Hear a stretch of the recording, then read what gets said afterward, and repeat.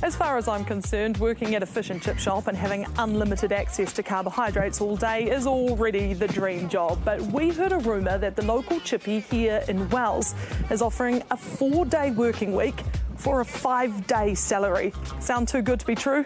We thought so too, so we went to check it out. Platten's Fish and Chips is one of 70 UK companies taking part in a 6-month study trialling reduced hours for the same pay. At the moment, it's running smoothly, but we haven't been hit with that queue out of the door for like 5 hours straight of like everyone really putting in that graft and grind. So that'll really show what we can do. But at the moment, it's running really smooth. So I'd like to keep it as much as possible, but we'll just have to see how it goes.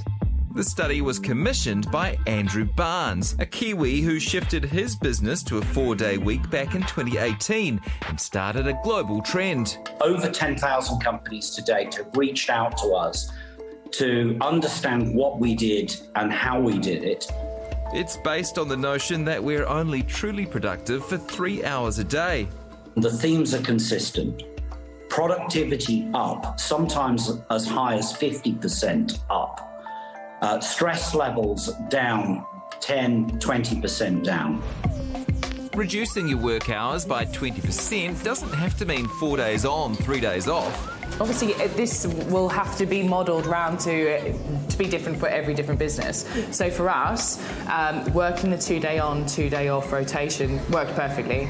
It just means the team are constantly refreshed, they're never getting tired, they basically get a weekend every 2 days as well, so it's just win-win. Huge traditional 5-dayers like Volkswagen, Panasonic and Unilever have also signed up for the study, but companies here in Aotearoa don't seem to be as keen. This is an idea that's come out of New Zealand, and we are still stuck in the 20th century. Except for tech business Conquer. They've found reduced hours doesn't mean reduced output. Yeah, I am finding my productivity levels to be higher. I find that you're going straight into work and not just pushing it aside, waiting for another day, because you do have less days, so there is less time to do things. Everything that can be achieved in a 5-day working week is achievable in a 4-day working week. It's whether it fits into your business model, which I'm sure there are 100 ways to work around it. I definitely love it. Having that extra day off once a week allows me to spend more time with family, allows me to spend more time on hobbies. And back at Platten's, the proof so far is in the codfish. So the ultimate question is, does the 4-day week make the fish and chips better? I think the only way to find out is if you try it yourself. So if you want, you can come dish yourself some up. Oh, is this like a job interview? I guess so. Because I would quite like a 4-day week. It tastes like productivity. So interesting, eh? I wonder, do you think about your own workplace? Would it work? Could you do 4 days? And would your productivity go down?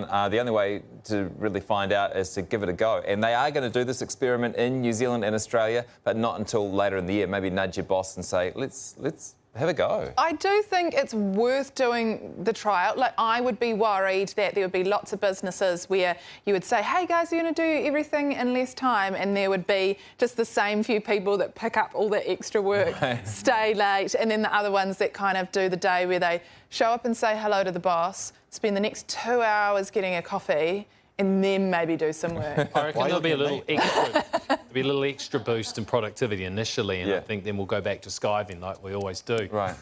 But I would prefer to be able to do what they do, say, on the oil rigs and the mines in Western Australia, where you like work 24/7 for like 2 months, but then you get a whole month off. Okay. Yeah. Just another great idea we can borrow from the coal mining industry.